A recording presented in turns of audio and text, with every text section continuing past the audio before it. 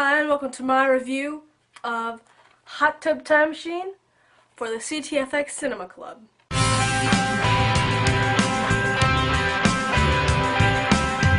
I'm going to start off by saying I wrote a script down on my iPad, so if you see me looking down, it's because I'm reading off of this. This review is rated PG-13, on the verge of an R rating, so if you are offended by some of curse words, stop watching.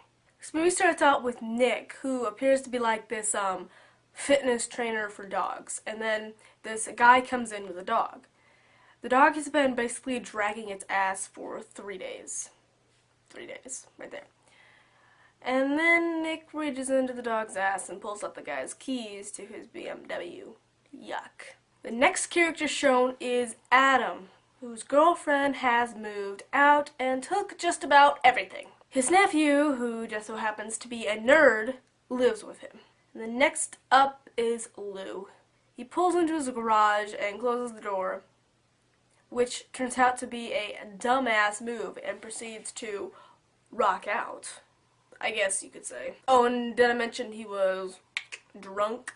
And then he pretends to play the drums, using the gas pedal as the bass drum, which of course causes there to be exhaust coming out of the pipes of the car, because he left the car running like a dumbass. Next thing we know, Lou is in a hospital, and everybody thinks that it was a suicide attempt. But it wasn't. Nick and Adam go into his hospital room and they start talking about all this bad shit that's wrong with Lou's life, and they have no idea that Lou can hear them. So to make it up to him, they take him to Kodiak Valley for the weekend, which they went to 20 years prior to this year. On the way there, they're talking about Adam's girlfriend that just moved out too. And they also talk about the girl that Adam broke up with when they were in Kodiak Valley 20 years ago. And it turns out that Kodiak Valley now is a complete shithole. Great white buffalo. Great white buffalo. Great white buffalo. And the bellhop of the hotel has only has one arm. So yeah, that's one of the major plot points of the movie. When they get to their room, in the bedside table, there's a carving or an engraving that Lou made back in the day, and I'll just say you should watch the movie to see what it says, because I don't want to give away everything in the movie. I've already given away a lot already. Then Jacob finds a hot tub outside of the room, which is weird for it to be outside because it's winter and it's cold. You'd think it'd be effing freezing. Can you guess what the hot tub turns out to be? Any ideas what it is? BAM! A time machine, Father Mochas! So they all jump into the hot tub, naked. While they're in this hot tub, drinking and getting high, there's a bear? What the hell? And then the energy drink or soda, I don't know what it really is. It's called Chernobyl. I think it's pronounced Chernobyl. It gets into the electrical parts of the hot tub and it goes haywire. So when they wake up in the morning, they go skiing down this mountain. Jacob goes snowboarding because he thinks he's cool. And then they meet some guy who claims to own the mountain.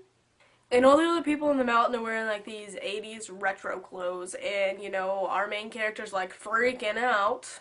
And they see some dude rocking a cassette player, and a lot of leg warmers throughout this film. Excuse me, miss, what color is Michael Jackson? Black? Ah! And so magically they're back in their room, and the bellhop that we talked about earlier comes into the room, and he has both arms. And then they realize maybe the hot tub has something to do with this, and then, Nick says something that is a good, I don't know, line. It must be some kind of hot tub time machine. And then Chevy Chase comes up to fix the time machine, and he disappears. It's weird. He tells them that they have to do exactly the same things that they did when they were the last time they were in '86 here. And then Lou has to take a piss, and he looks in the mirror, and they call him in, and then They all look at themselves in the mirror and they look exactly like they did in '86. Except for Jacob, he's like flickering. I'm spoiling this movie for you, aren't I? And they look in the drawer and the carving is gone. OMG. In '86, Winterfest was going on, and that's why they were there in '86, and Poison was the band that was there playing. Next they go to the bar, they see Jacob's mom. And Jacob is flipping out. Pretty much she is drunk as fuck. She also makes references to coke and giving a BJ. So the bellhop who lost his arm has many different sequences throughout this movie. They all correspond to a possible way that he could have lost his arm, and Lou's like getting like anxious because like, oh, here's what's gonna happen, and it doesn't happen. In the first situation, he's carving something out of ice with a chainsaw. Really? A chainsaw? A little chisel wouldn't have done as good of a job? No, I guess not. And he's also throwing it in the air like an idiot, and he throws it up one time and then he slips. It lands like right here. He's like this, and then he rips his arm up. He's still got his arm. He didn't lose it yet. So Nick was performing with his band at Winterfest, and he banged this chick named Tara, so basically he has to bang her again. And Lou got his ass handed to him by the guy I mentioned earlier who said he owned the mountain. His name is Blaine, and Lou has to basically challenge him to another fight at midnight. So Adam and his girlfriend go to the Poison concert, and he meets some girl named April, who just so happens to be the lesbian from Mean Girls. And she's there because she's a journalist for Spin magazine. And after Lou gets his ass handed to him, this girl walks up and she sees the cut on his face, and he lies to her and says that it's because he got hit by a truck, which is a long shot. You'd have a lot more damage than your face. She takes them to her room and she wants to have a three-way with them, but it doesn't happen. And then, oh, what a surprise, there's another sequence with the bellhop. Does he lose his arm here? No. So Blaine stole Lou's bag, and he finds all this stuff from the 21st century, like an iPod, night vision glasses, and the Chernobyl, and they think that they're Russian spies or something. And now Jenny and Adam are at a bar.